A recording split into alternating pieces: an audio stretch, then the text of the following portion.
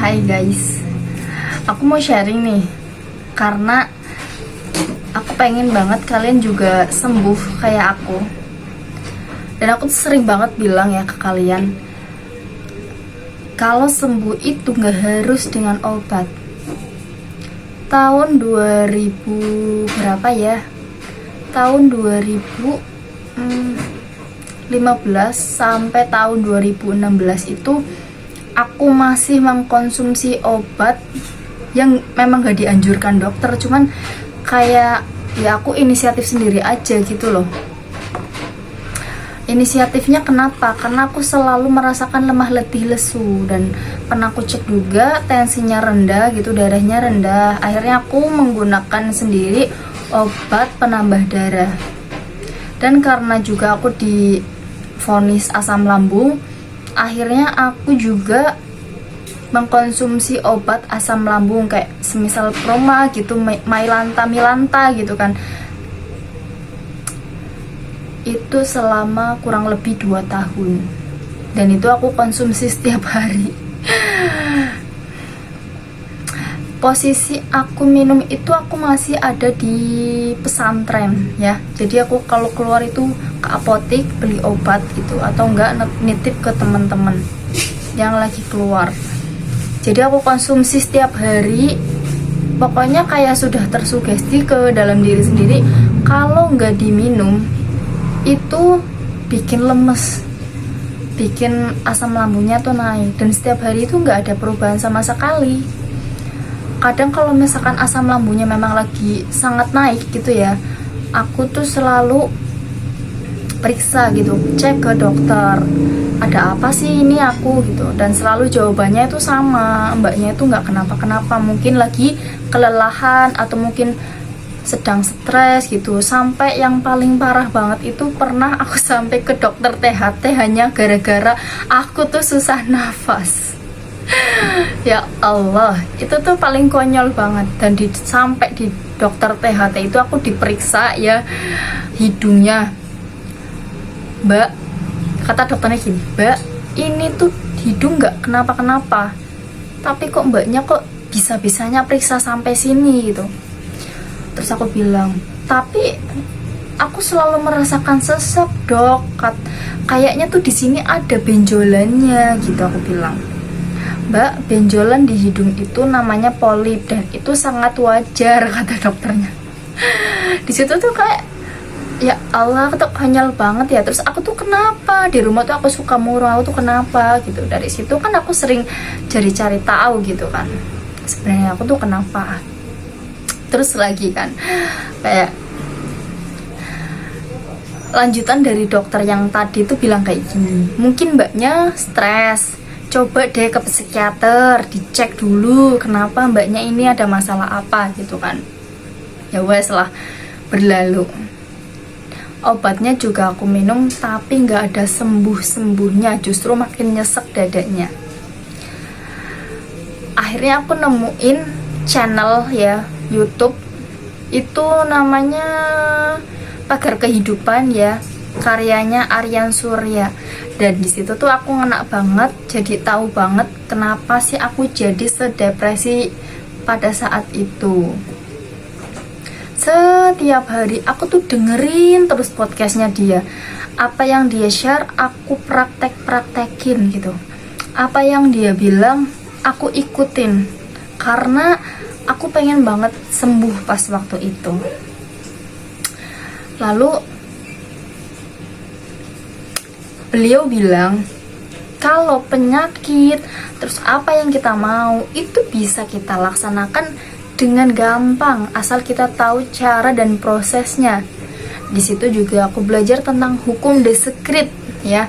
Aku sudah nonton filmnya, aku sudah baca bukunya gitu. Dan memang dari semua yang aku tahu, semuanya mengatakan kita bisa mendapatkan apa yang kita dapatkan tanpa melihat latar belakang diri kita sendiri. Di situ aku makin terpacu buat cari tahu lagi buat tambah semangat lagi. Disitulah titik kehidupan aku mulai muncul, sampai-sampai orang-orang mengira aku tuh sudah mulai error. Karena apa? Setiap hari tuh aku kayak gini di handphone, jadi kayak udah ngelag gitu. Kalau diajak ngobrol juga udah mulai nggak nyambung, karena aku dengerin terus itu podcastnya. Sampai pada tahun 2017, di podcastnya Aryan Surya Pagar Kehidupan itu mengatakan ketika kita ingin sembuh dari penyakit gitu, dari toksik lingkungan, kita harus berpindah tempat untuk mencari tempat yang baru, untuk bisa kita berkembang, untuk bisa kita beradaptasi. Nah, di situ aku mulai ikut keluar dari pondok ya, untuk mencari kehidupan yang dianjurkan si Aryan Surya tersebut. Aku dari Kendal itu pindah ke mana? Ke Jakarta, Cibubur tepatnya. Di situ aku mencari juga, aku sambil bekerja ya. Jadi untuk memenuhi kehidupan sehari-hariku, aku sambil bekerja di situ di tempat warung makan. Setiap hari libur, setiap hari kosong, itu aku selalu ngedengerin podcastnya si Bang Aryan Surya ini. Lalu pada tahun 2019 itu udah aku sering banget ngikutin podcast Aryan Surya, sudah berjalan mungkin kurang lebih 4 tahun ya. Lalu aku memutuskan untuk mencari tempat yang baru lagi, dan disitu aku dapat di Bekasi. Itu aku juga kerja kuli di pasar gitu ya. Itu bukan karena aku semata-mata ingin mencari uang, bukan, tapi hanya ingin mendapatkan jati diri, hanya ingin aku ingin sembuh. Tapi hanya bertahan 1,5 bulan karena semakin parah penyakitnya, aku sering pingsan setiap hari. Pas waktu itu kayaknya aku udah mulai nggak minum obat, tapi aku masih minum herbal, kayak madu herbal buat asam lambung gitu. Hanya bertahan 1,5 bulan, lalu aku pulang ya.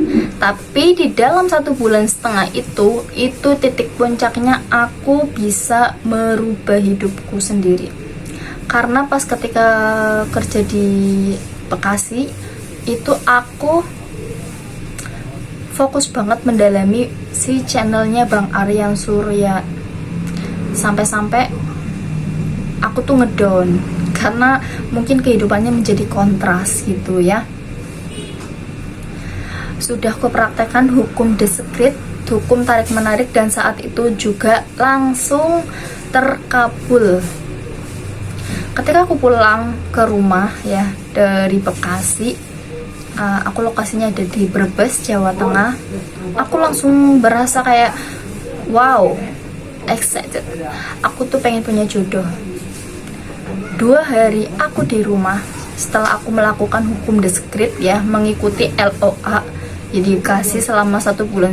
Itu 2 hari kemudian aku langsung didatangi calon mertua. Dia langsung meminang gitu, mau katanya menjodohkan anaknya dengan aku. 4 hari kemudian ketemu, lalu seminggu kemudian langsung menikah. Gitulah ceritanya. Jadi alur cerita aku menikah itu enggak semena-mena ujuk-ujuk langsung menikah, itu enggak. Ada proses di situ. Aku mengikuti yang namanya hukum alam, The Secret, hukum tarik menarik.